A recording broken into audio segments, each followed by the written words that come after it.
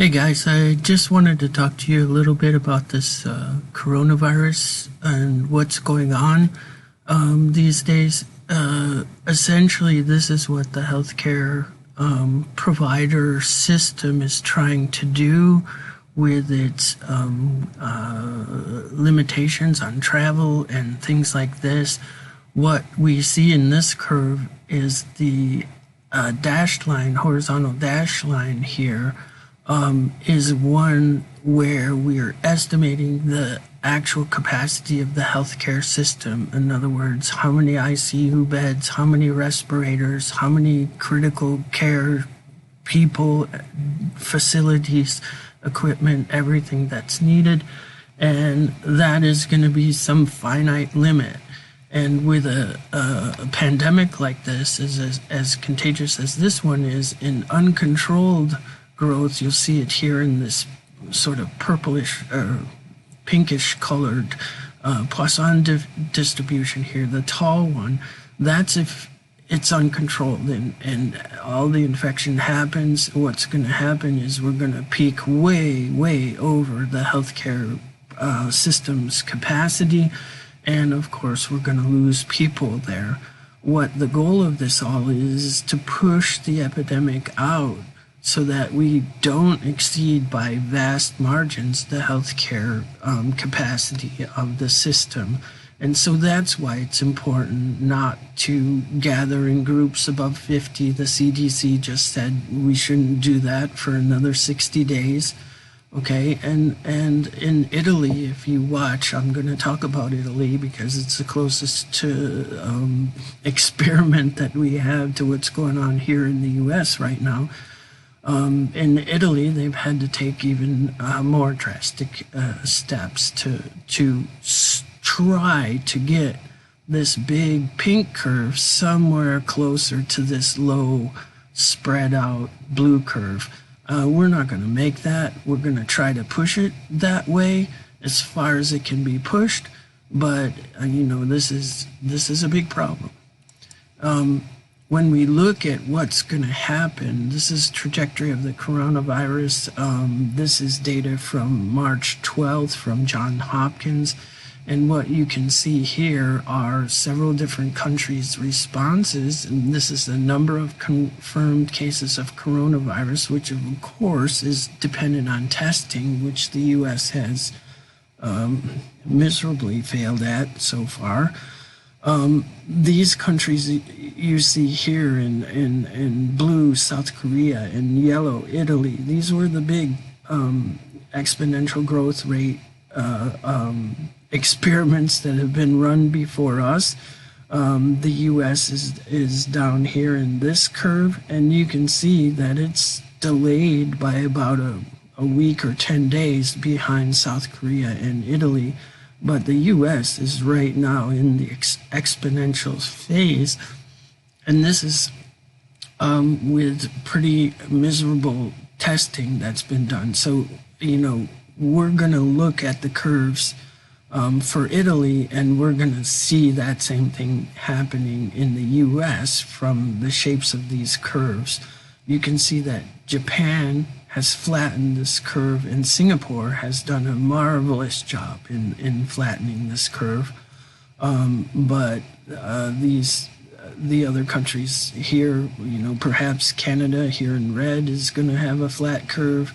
I hope they do, but it does not look like the United States is going to have a flattened curve. We're following the trajectory of South Korea and Italy right now. And so that's worrying about overwhelming the healthcare system. This is from, what is this from? This is from the World Health Organization, and I just putting this out here for the symptoms. What do you need to look for? Well, 88% of those with COVID-19 have had a fever, 67% a dry cough, 38% fatigue, and et cetera, et cetera. So what we're looking for here are just the common symptoms, things that you should worry about. I note here that COVID-19 infection seems to rarely cause a runny nose, which is somewhat comforting to me right now since I have one.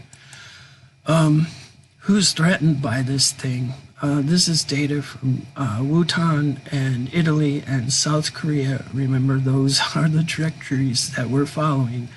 And what you can see from this is that if you're under 60 years old, it's dangerous, but it's not nearly as dangerous as it is if you're over 60, and the older you get, the worse the prognosis can be, the higher the lethality rates, mortality rates are. And this is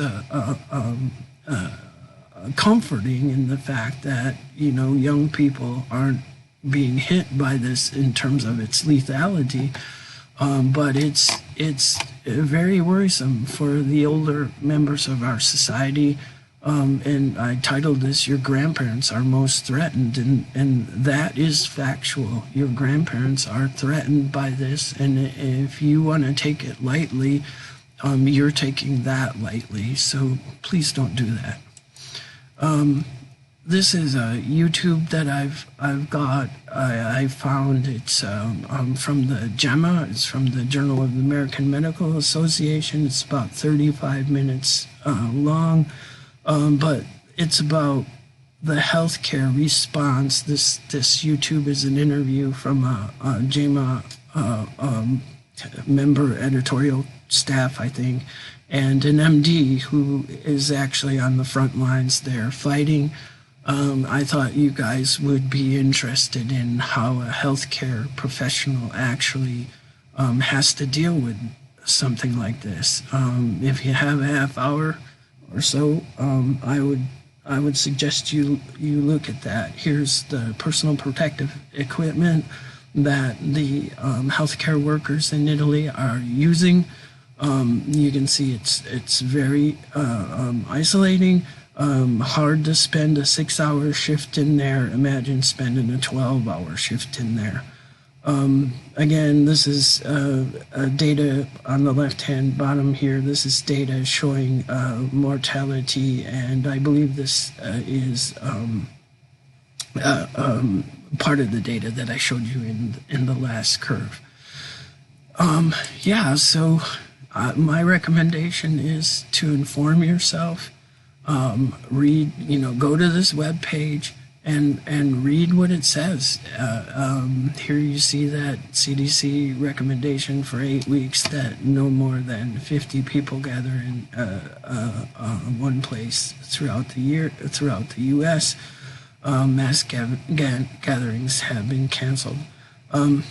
Please go inform yourself. Protect your grandparents, protect the older people of the society, protect yourself, okay? Take care, guys.